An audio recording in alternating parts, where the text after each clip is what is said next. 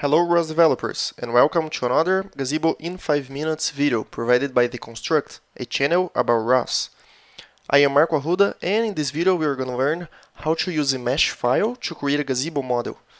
But before anything else, remember to visit the Robotics Ignite Academy, our online academy where you'll find practical online ROS courses using simulated robots. No installation is required, and you'll find a link to the academy on the video description. So now let's go ahead to the video. I'm going to start from the previous one, which was the fourth video of the series. And I'm going to use the same model that we have created before, which was a very simple box. And now I'm going to use a customized mesh, one that I have created by myself. Okay, so you can use STL or DAE files, which are collada files.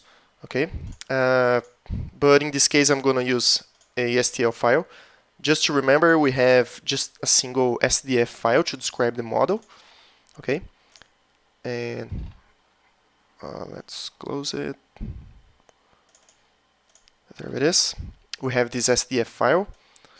So now we want to, instead of describing the geometry of the object, we want to use a mesh file. Okay, so in this case what we have to do is to create a new folder here. I'm going to create a folder called meshes, and to this folder I'm going to upload from my computer. I have a STF file here, so I'm upload it.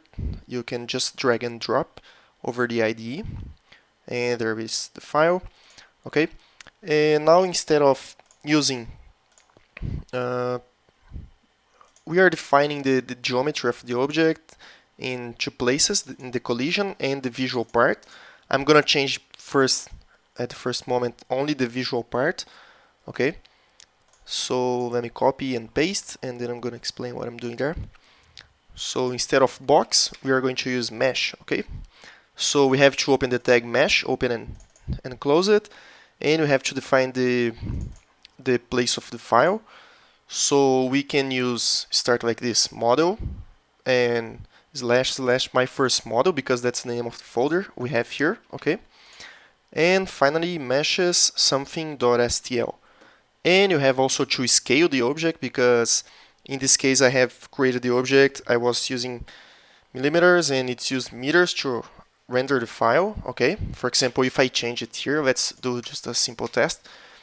And of course you have to remove the box from here, and I'm gonna only keep the geometry box on the collision part, and you can see a very awkward thing happening, and I'm gonna explain why. So let's launch the simulation. There it is, my simulation, my world.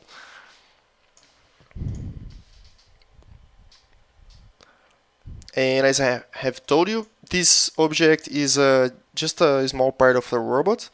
It's the base part of a manipulator, and it doesn't have more than 1 meter of radius. Okay, but we may see a very big object because of the scale, so that's why it's important you pay attention to that.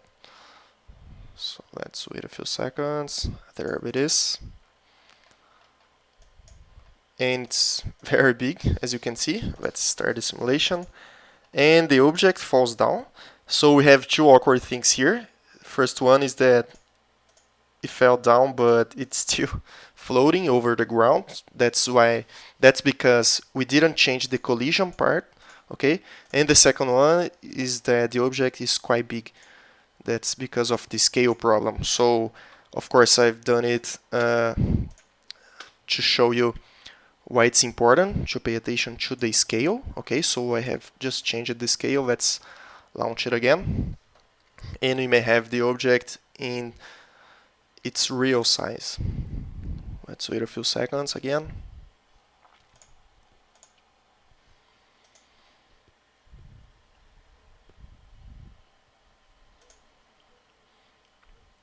And we may have the simulation.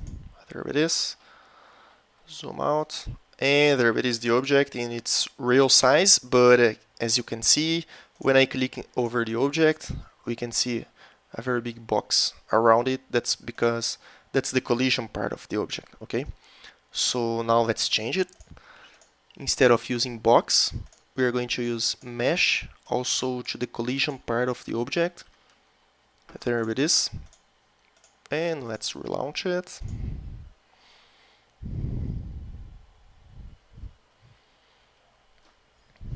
So basically we have changed only this geometry part of the description, one for the collision and another for the visual part. Okay, so we have removed the box description and added only the mesh description. And always pay attention to the scale. Let's take a look. And here we have the object on its real size, and now if you click over it, you can see that the box is just over the boundaries of the object. Let's start the simulation, and it falls down until it reaches the ground. Okay, so we can see that now it's correct.